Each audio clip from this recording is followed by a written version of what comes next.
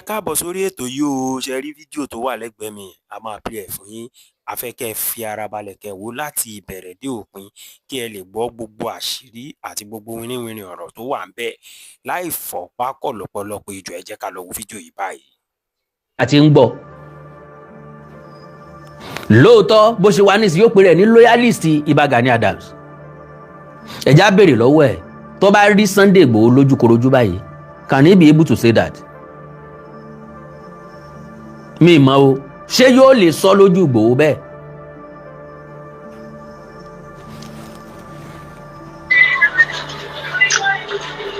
ẹ jọ̀ọ́ ṣe rí lórí ọ̀rọ̀ security ilẹ̀ Yorùbá kò sẹ́ni tó kájú ẹ̀, kò sẹ́ni tó lè ṣe bí Ìbà Gani Adams.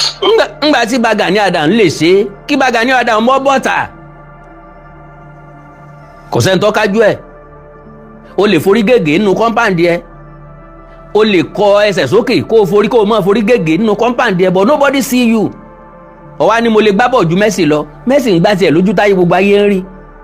wọ́n wá wà ń kọ́ ọ̀rọ̀ bìkan wá ló lè ṣe, sọ́lọ́ ń fẹ́ kọ́ ọ ni. Ìbà Gani Adams ló lè ṣe. Ìbà Gani Adams ó dẹ̀ lè kì mọ́lé, kò jáde, kò gbé agbádá white ilẹ̀, kó gbé ẹ̀wù oògùn wọ̀, kò bọ́ fìlà abẹ́sí ajá kalẹ̀, kó gbé adiro, kó kó oògùn, kó pàdó sínú ẹ̀, kó ti adiro sí ẹgbẹ́ kan báyìí, kó pẹ̀yìn OPC ìbò yá, ìbò ọ̀dẹ́ yá, afẹ́wọ̀ Old National Park, Old Ọ̀yọ́ National Park lọ. kò wá ní kò sẹ́ńtọ́ kájú ẹ̀ bí Ìbà Gani Adams. ìrora dáadáa wo nu lẹ́nu aláìsàn tó lómi ẹja kóró. ẹ̀ńtà bá rí ńlá rí.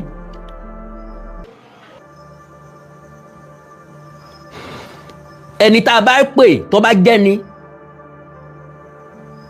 ńgbà tí wọ́n ń wá gbàlagbà kó yọjú, Sunday Igboho ló yọjú o. kò síbi tán ti pè tí ò ti dá wọn lóhùn o. ẹnu yín ni ti dùn pé content creation ní í ṣe. ẹ̀yin ẹ ṣòórí movie fún wa. now ó túmọ̀ sí pé àwọn ọmọ ẹgbẹ́ OPC jókòó síwájú ẹ̀. àwọn yẹn ní ń dá bàbá wọn lóhùn, eléyìí ṣe bàbá.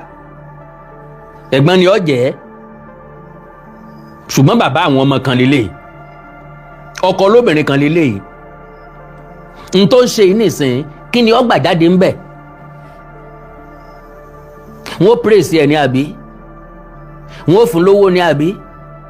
ìyẹn máa wá sọ pé Sunday Igboho kì í ṣe èèyàn mọ́, tàbí Sunday Igboho ò ṣe akitiyan ẹ̀ mọ́.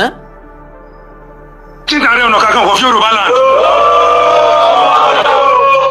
àwọn tí ń pariwo lóògùn ọ̀fẹ́ òun, lóògùn ọ̀fẹ́ nínú kọ́ńpáǹdì yìí ni o.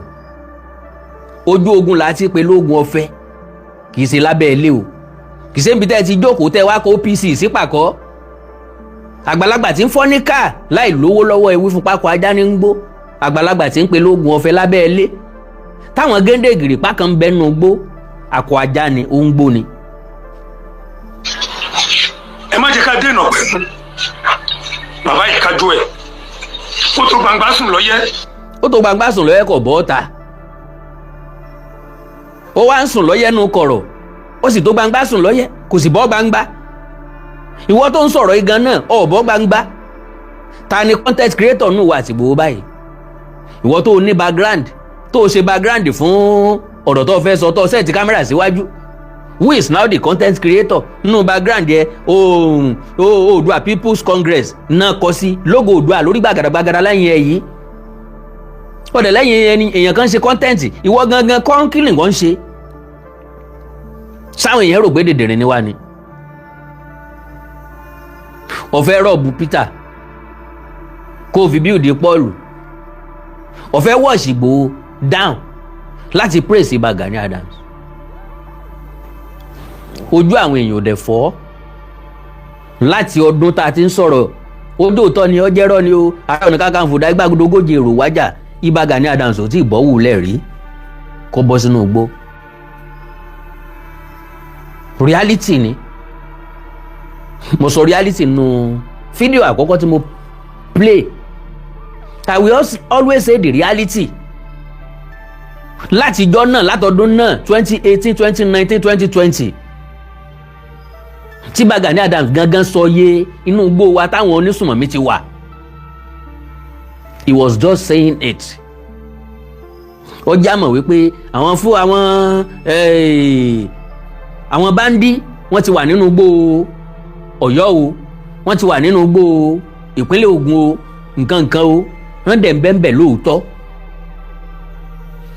ṣùgbọ́n bóòlù lórí ilé ó ṣe rí i pé ó lè ti wà nínú kọ́ńpáǹdì o,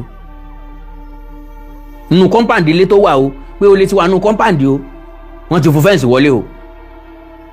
tí ọkàn mẹ́ẹ̀kì kọ́ pé my dear ẹ̀yin ọmọ mo ní kí n sọ fún yín ni o, ó lè ti wà nínú kọ́ńpáǹdì o, ẹ jẹ́ ká lọ sùn, kò sí problem, ẹ jẹ́ ká lọ sùn.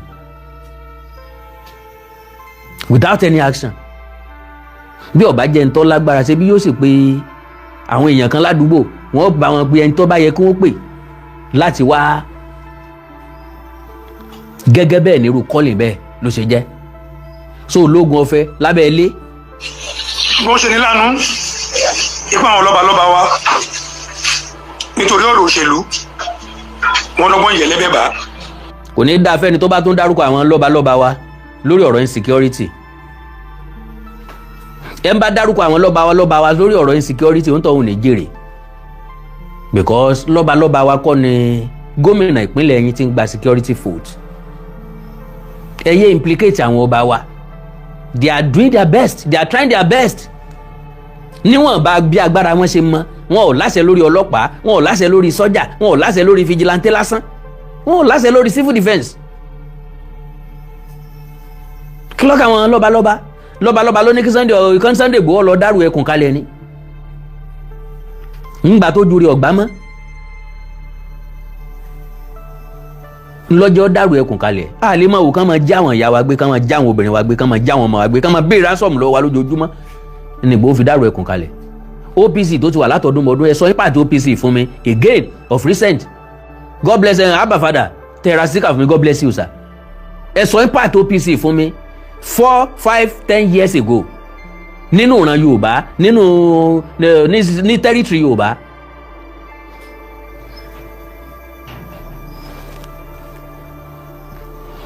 ní territory Yorùbá kíní pàtì ẹgbẹ́ OPC kí lakitiyan yín tá a sọ pé no OPC New Era lélẹ̀ o, OPC Gani Adams lélẹ̀ o, OPC Fáṣẹ̀hùn lélẹ̀ o, OPC kìnìkan lélẹ̀ o.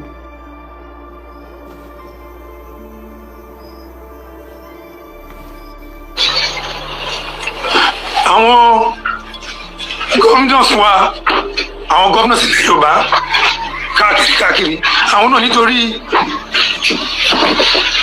party politics wọn ò ṣojúṣe wọn.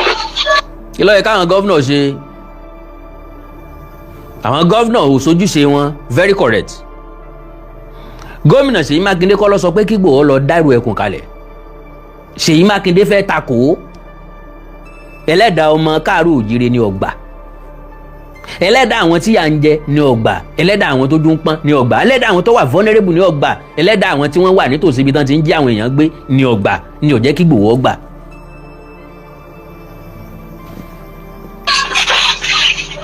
a mọ̀ pé gbogbo ẹ̀ ó lówó kọ àbòsí nínú, ó ní ọwọ́ àwọn alágbára kan lẹ̀ Yorùbá nílùú Nàìjíríà àti nínú olóṣèlú tó ń ṣiṣẹ́ lábẹ́lẹ̀, ṣùgbọ́n àwọn ò ní yé sọ, àwọn ò ní yé dákẹ́.